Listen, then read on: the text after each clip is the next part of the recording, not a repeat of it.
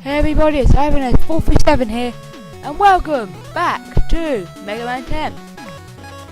In the last episode, we tried to beat Blade Man, and I failed, so I just beat him in challenge mode.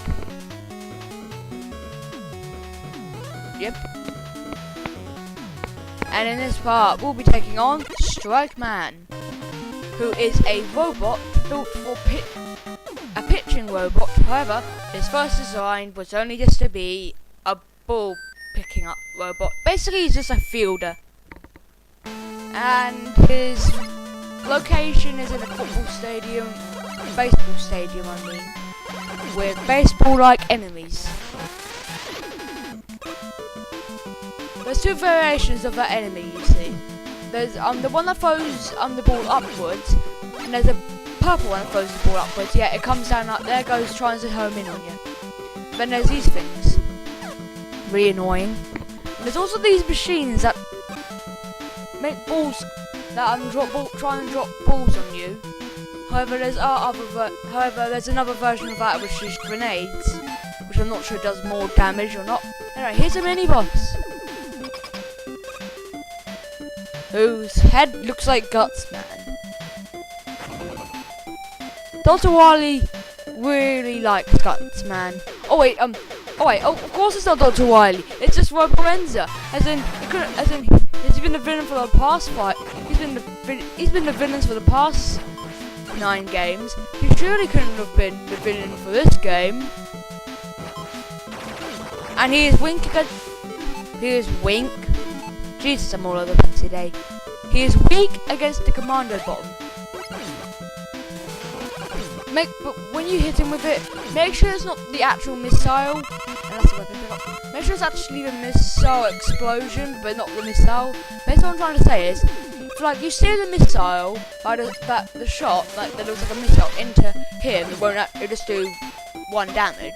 However, if you fire it into a wall near him, as I was doing, and make an explosion that hits him, it'll actually do more damage. Same for Blade Man.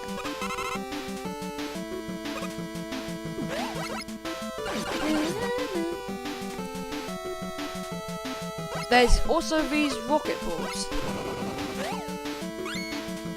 You hit them once and they rocket up. You can actually head at them, however it will actually hurt you. There's a check. Basically, every time you see that thing, means you've got a checkpoint. Except for when you get right near the boss, otherwise then you just go through the door and that's a checkpoint itself. There's also these spike balls, and if you can't tip for base, which is actually what I'm doing now, you can actually jump between the spikes. Spikes are instant kill in this game. Yeah, these spikes won't kill you; they'll just damage you. But by the way, if you've been hurt and you jump on the spikes and you survive them, yeah. So what I did with the first game and Mega Man X7, for the matter is that if you get hurt and per se fall in lava or fall in spikes, in the original Mega Man, if you fell in spikes while you were vulnerable, while you had your invulnerability.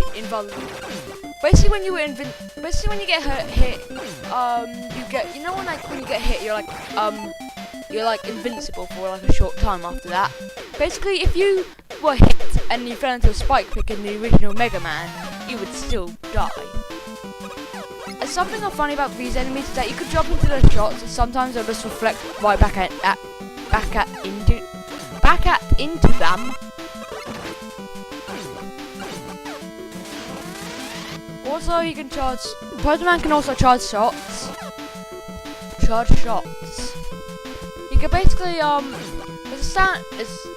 there's a standard one which basically fires like a massive. You see that energy pad up there? He basically fires like one of them, so it's not flashing. And the other one is just this red hyper laser thing, a bit bother.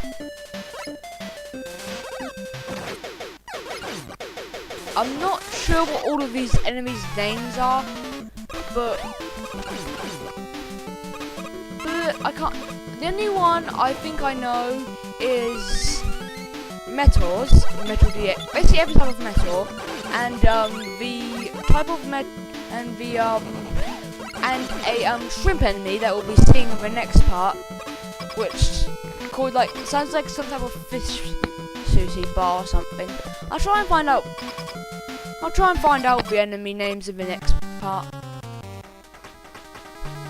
And it's a strike man. Now something you can easily abuse with this guy. When you're playing as Spider-Man, jump into his attack. Mega Man base, don't jump into it. However, if jump into it while you're Proto-Man, but then his shield will block it. Something I should also let you know, Triple Blade Man's weapon is his weakness, and it actually can destroy, and it can actually destroy the Strike Man's rebound striker. Yeah, that's the name of the weapon. It makes you go ping. Yeah, he also does that attack. I think he has more moves in like hard mode. I'm not sure. But one boss, like I said, that has a whole variety of different moves in normal mode and hard mode is the boss we're fighting next, which is weak to the rebound striker.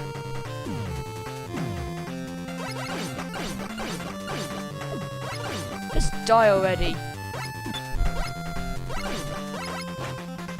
I could place in a charge shot this, but it just go that much slower. And it's better than the other games where I think there's actually a certain game where you when you're charging a buster shot and like you got hit, then you'll get knocked out of it. I think that's Mega Man Battle Network and Star Force. I never actually know who's transmitting. Anyway, something that you know, Mega Man. You know, like Mega Man has like a dog known as Rush, and Base has like a wolf known as a robotic wolf, of course, known as Treble. So all of them have animals. Does Proton have an animal? Yes, he does. Tango the cat, which only appears when you play as Proton Man in the shop.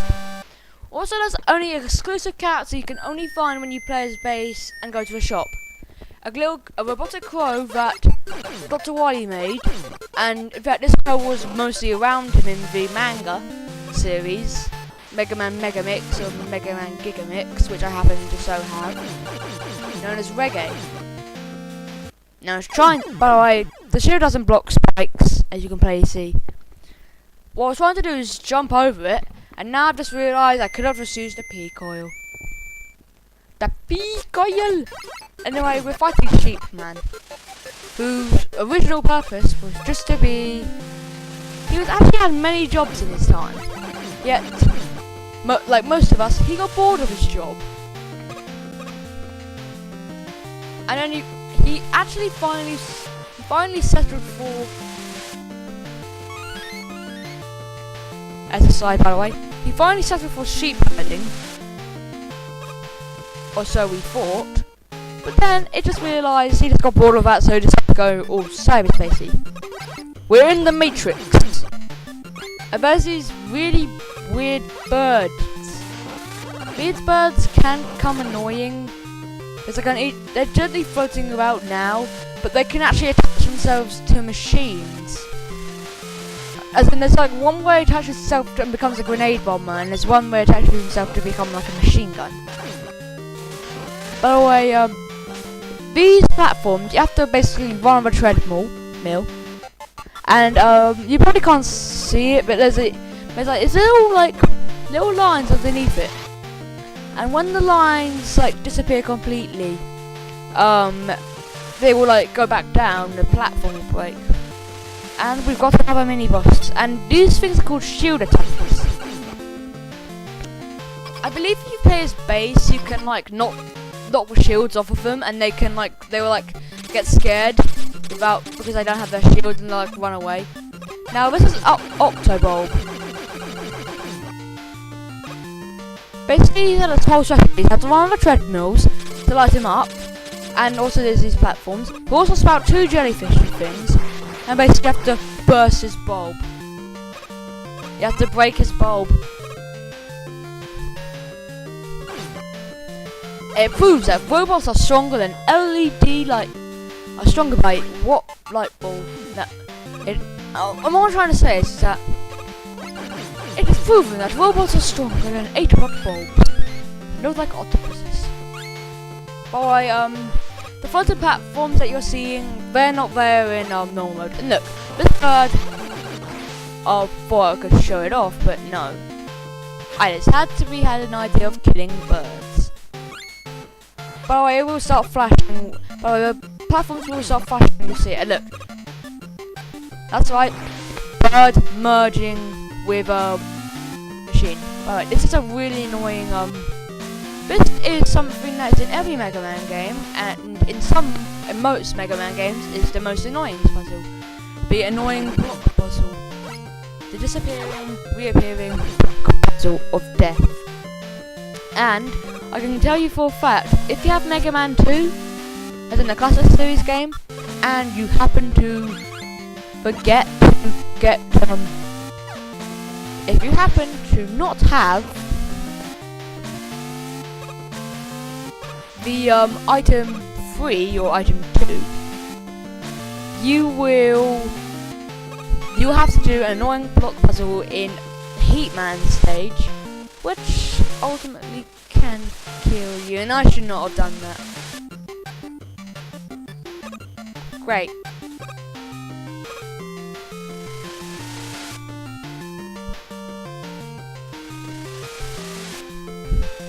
By the spikes that are the same colour as the blocks that are vanishing, they will go as well.